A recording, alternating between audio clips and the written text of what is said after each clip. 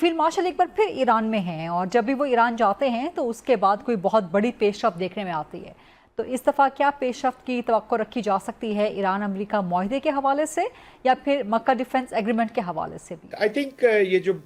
इस वक्त field marshal साहब दौरा कर रहे हैं along with interior minister Mohsin Naqvi साहब, ये थोड़ा सा एक नॉर्मल डिप्लोमेसी से इट इज लिटिल बियॉन्ड, क्योंकि फील्ड मार्शल का अचानक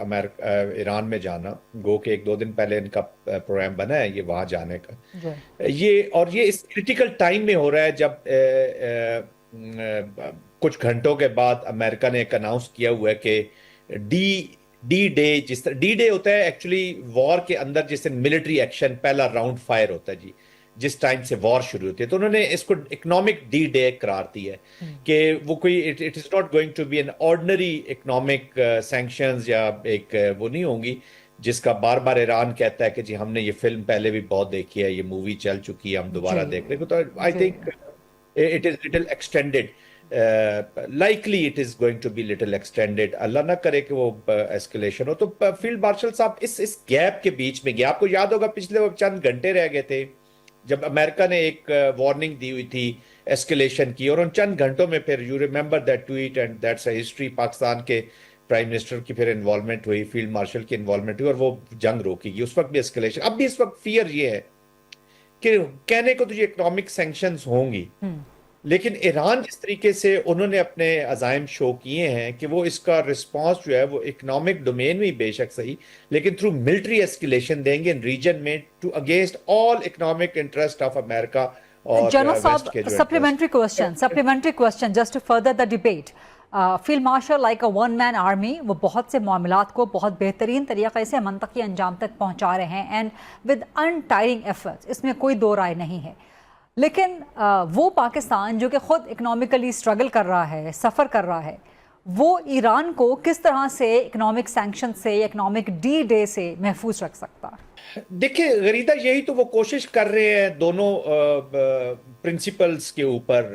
पाकिस्तान की कोशिश है अमेरिका और ईरान के ऊपर कि they should come back to the table. अभी अगर इकोनॉमिक सैंक्शंस लगती है तो ये it's not alone Iran, it is not going to be Iran. अभी देखना ये आगे कि चाइना के ऊपर क्या इसके रिपरकशंस आते हैं, क्योंकि चाइना एक कंपिटिटर है और चाइना को अगर वो इकोनॉमिक सैंक्शंस में लाते हैं या तमाम उन ममालिक का जिस तरीके से वो अनाउंस कर रहे हैं कि जो भी ईरान के साथ ट्रेड करेंगे, अब वो जो शिप्स यूज होंगे वो किन कंट्रीज के होंगे, तो वो उन कंट्रीज को भी कह रहे हैं कि वो भी इन्वॉल्व होंगी। तो this will be a global economic pressure, और अगर ईरान की या किसी और की हुर्मुज़ का तेल रुकता है और डिस्ट्रप्शन शुरू होती हैं बाबल मंदल के अंदर भी, और इंटरनेशनल जो ग्लोबल सप्लाई चेन है ऑयल का, और उसके अलावा मार्केट्स भी रुकती है, तो serious global economic pressures develop होंगे। तो इट्स नॉट अलोन ईरान या अमेरिका का मामला नहीं है ये, सिर्फ ये पूरा ग्लोबल मामला। और फिर रीजन के अंदर जो सिचुएशन होगी, अभी तो आप चले पाकिस्तान की वजह से काफी ममालिक रिस्ट्रेंट शो कर रहे हैं, हु विल शो रिस्ट्रेंट, क्या रिस्पॉन्स होगा। लेट्स से कि अमेरिका चला भी जाता है तो ये डिफरेंट चला भी जाता है और क्यास पीछे छोड़ जाता है, या इंट्रा अरब और ईरान और अरब का इनकी कंटेस्टेशन शुरू हो जाती है, तो फिर वही इराक, वही अफगानिस्तान, तो इस रीजन की बड़ी बदनसीबी होगी इस वक्त। That's why I am saying it's not normal diplomacy which is being done by the field marshal, ये पाकिस्तान एंड बियॉन्ड है। ऑफ कोर्स पाकिस्तान भी उसी में आएगा, हमारे तो इकोनॉमिक स्पेस अपनी स्क्वीज है, स्पिल ओवर इफेक्ट्स आएंगे, हमारे अपने इंटरेस्ट भी हैं, बट लेट्स होप कल ओमानी डेलीगेशन भी ईरान में होगा अगर हुर्मुज़ के ऊपर, which is the sticking point as of now from further. तो आई थिंक क्या फील्ड मार्शल के इस इंतहाई अहम विजिट के मौके पे मक्का डिफेंस एग्रीमेंट पर भी बात हो सकती है, ईरान को कोई बासाब्ता एक्सटेंड हो सकती है इनविटेशन?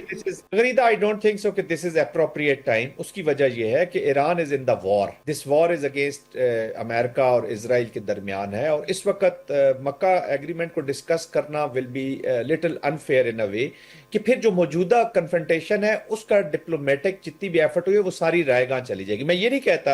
अब एज अ पाकिस्तानी या एज अ रीजन के अंदर रहने वाले एक शख्स के तौर पे तो मैं चाहूंगा कि ईरान इसका हिस्सा हो, और हो भी सकता है, but it will take some time. क्योंकि जो नया चेस बोर्ड लगना है इस रीजन का, उसके अंदर Iran is an important player, Pakistan को भी उसकी कदर पता है, और पाकिस्तान यही मैसेज लेके अरब ममालिक पास जाता है कि आप you can't ignore Iran, Iran को भी कहता है you can't ignore other countries. आप कह रहे हैं the time is not right and the time is not right at the moment Iran के लिए, ठीक है, लेकिन मुस्तकबिल में आप इसको रूल आउट नहीं कर रहे, मुस्तकबिल में आप रूल आउट नहीं कर रहे इसको, लेकिन अगर मुस्तकबिल में कभी, ठीक है, मुस्तकबिल में कभी अगर ईरान मक्का डिफेंस एग्रीमेंट का हिस्सा बन जाता है, बांग्लादेश ने इंटरेस्ट शो किया है और एक्सपेक्टेड है कि बांग्लादेश भी गालिबन इसका हिस्सा बन जाए, तो अगर ये तमाम ममालिक खत्ते के इकट्ठे हो जाते हैं तो इंडिया आइसोलेशन,